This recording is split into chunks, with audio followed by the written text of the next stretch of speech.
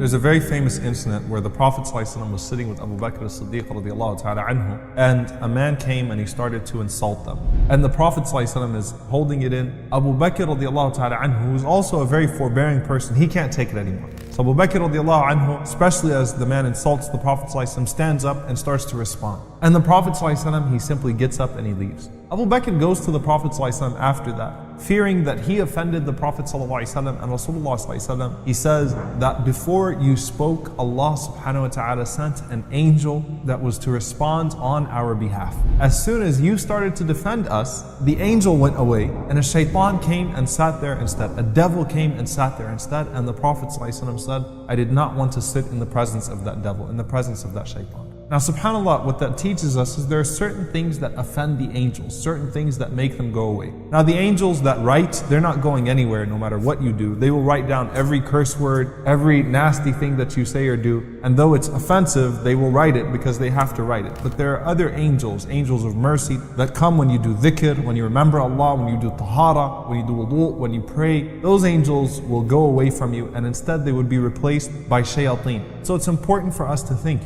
what are we doing to offend the angels as well? What are we doing to send them away? What are we making the ones that have to write down? And aren't we ashamed of that? And so subhanAllah, we find anger and foul language and sin and all of these different forms of corruption and disobedience. They send them away. Not only that, but the Prophet ﷺ mentioned that there are things that physically repulse the angels as well. And particularly, the Prophet ﷺ taught us not to eat garlic or onion before we come to the masjid. One of the biggest lost sunnahs of the masjid is good breath, using the siwak before the prayer, brushing your teeth before the prayer, having good breath. And the Prophet ﷺ, he instructed us, and he said sallallahu alaihi wasallam, even the angels are affected by that which affects those who pray. The angels also don't like bad breath. They don't like to smell that garlic or that onion. Rasulullah ﷺ said not to spit to your right side when you pray because there's an angel that would be there. You can't physically harm them, but don't do anything to offend them. Now, even on the spiritual side of this all, there's a very beautiful statement that's attributed to Sufyan al-Thawri, rahimahullah ta'ala, that he was asked, how do the angels know that a person intends a good or an evil deed? And you know what he said? He said, when someone intends to do good, Allah subhanahu wa ta'ala causes a sense of musk to start coming from him that only the angels can smell. And when a person intends evil, that person starts to smell bad. And the angels smell that, and so the angels already kind of have an indication based upon that smell what you're about to do. And there's a very famous statement from one of the tabi'een who said that if sins had a smell, then you wouldn't want to sit next to them. SubhanAllah, to the angels, it could be that they literally have that smell. Then you have a narration.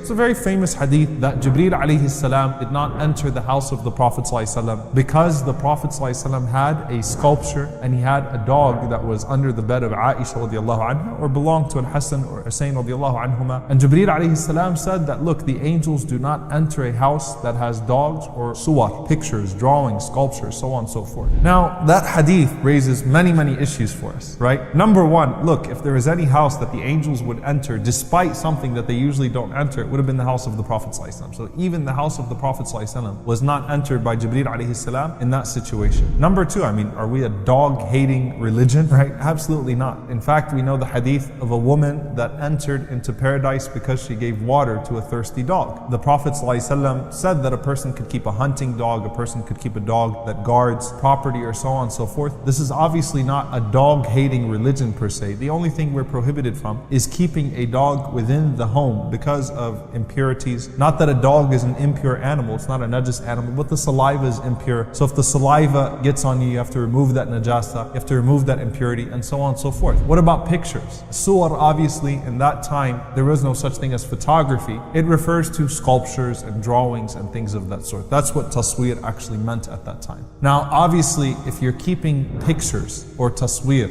drawings or so on and so forth of living beings at a high place or in a place that it commands some form of respect, that's what the prohibition includes. So the prohibition won't include like a photo album or something that's on the carpet or kids' dolls or toys and things of that sort. It's referring to pictures that are held in honor. So either they're drawn, right, or they're sculpted, or even photography, if it's put in that same place, then it would take the same ruling. Now also, is it that the angels are forbidden altogether from entering? Does that mean that if I don't want my angels to write down something I'm about to do, I'm going to put up a picture so that way the angels that write will leave? No, those angels are staying. This is clearly referring to Malaikatul Rahmah, the angels of mercy. Those are the ones that would not enter. And subhanAllah, I looked for an explanation on the dogs, and subhanAllah, you find many different explanations. And this is just something obviously that you say Allah and His Messenger ﷺ know best. So, whether it's the explanation that some dogs might have jinn inside of them, might have possession, and that's why the angels could not be there, just as they would not sit in the presence of shayateen. It could be that. It could be the najasa factor, the impurity of the saliva. It could be that the angels obviously occupy a very high space, and so that would be beneath them. Allah knows best. We don't delve into that. But don't do anything that's going to cause the angels to not be around you, and that's going to offend them and stop them from coming either around you or in your house.